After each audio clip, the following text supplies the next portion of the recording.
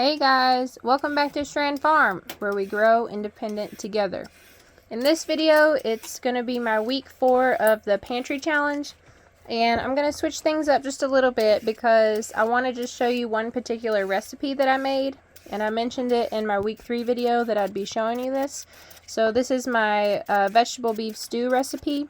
Before we jump into that really quick, I just wanted to give a recap over the month of what we spent. So I had said before that in this pantry challenge we were going to give ourselves $100 per month to buy groceries.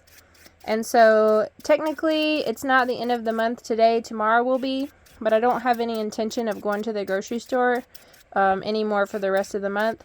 So in total this month we spent $82. And you guys probably saw, if you watched our last video, that a portion of that went to some fresh produce and things along those lines. Other than that, we spent about $38 at a discount grocery store local to us, and I just stocked up on some things that we don't necessarily need right now during the pantry challenge, but when I find a good deal there, I just go ahead and stock up. Other than that, the rest of the money was spent, I think we bought a little bit of butter, and then everything else I think was probably for my oat milk. So I just wanted to update you guys on that.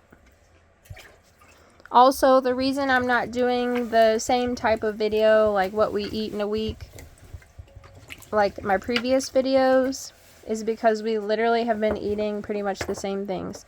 We've been eating a lot of baked potatoes, we've been eating a lot of leftovers. I didn't want to bore you, it's repetitive, and so I thought we'd switch it up. And this week, I'm just going to focus on one particular recipe. So let's jump in. First up, I'm going to start with my carrots, and I've got these already rinsed off. You guys saw me peel them and cut the ends off of them.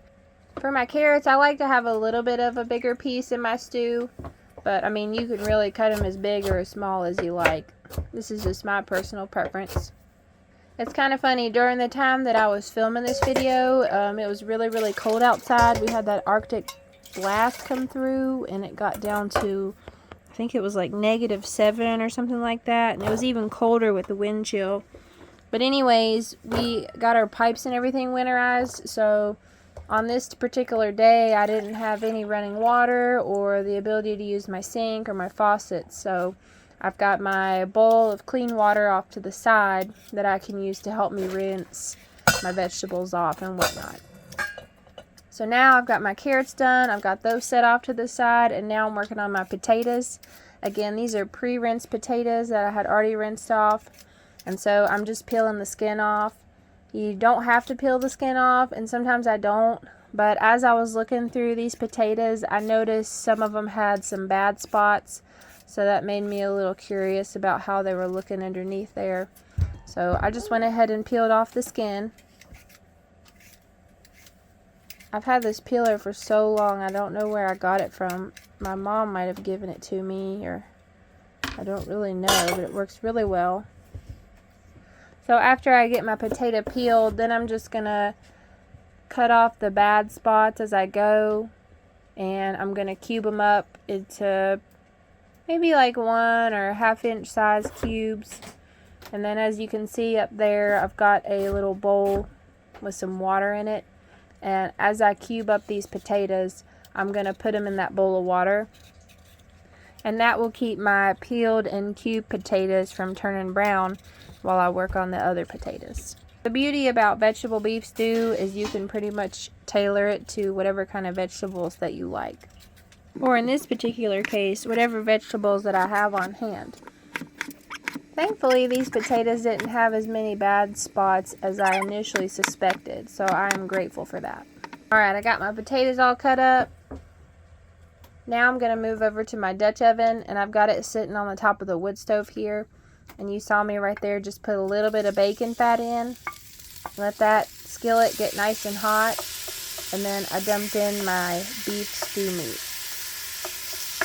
So the goal here is to sear the meat, but before I'm really able to sear it, it has a lot of liquid in it. I need to cook off that liquid, and so it took maybe 10 or 15 minutes to get all the liquid off, and then I was able to really start browning the meat.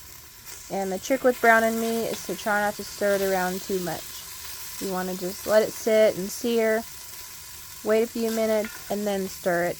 And repeat that process until all of the sides are nice and crispy brown. Okay, now that my meat is brown, it's time to start adding the rest of the ingredients. So right here, since it's the pantry challenge, I found this little bit of balsamic vinegar that I had in the back of my cupboard. And so I'm going to drizzle in some of that, maybe, I don't know, about a tablespoon or so. And then I've got some garlic powder here that I'm using. I think I put in maybe like a teaspoon or so. Got some red cooking wine, just a splash of that.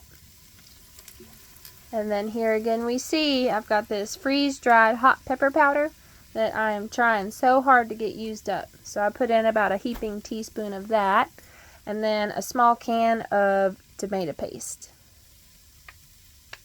So this is not a recipe that I'm going by from anything that I found online or a cookbook or really even a recipe of my own. It's just something that I kind of created as I go based on what ingredients I have in my pantry right now. Just getting all of those seasonings and tomato paste stirred around in my pot. And then, I forgot, I've got some freeze-dried onions here, so I'm going to add some of that. If I had just like regular fresh onions, I would use probably just a whole small onion, dice that up and throw that in. I found some almost freezer burned garden celery in the back of my freezer, so I'm going to throw in some of that. Might as well get that used up too. And then here's the carrots that we chopped up and a couple of bay leaves. We'll throw those in. And then here's our potatoes. I strained off that water that they were in first, just because I don't need that extra starch. Lastly, I'm going to add 2 quarts of water, and that will fill the pot up with liquid. Once I get all of those ingredients stirred around really nicely, then we'll put the lid on. Let it come up to a simmer, and this can sit on the wood stove for the next few hours while I go off and do something else. Okay, now we're going to fast forward through time. It's been 3, maybe 4 hours. Now that it's getting closer to time to eat, I'm going to add a can of homegrown green beans. And then I've got a can of corn. And this was so delicious, so hearty. And that's it, guys. Thank y'all so much for watching, and we'll see you in the next video. Bye.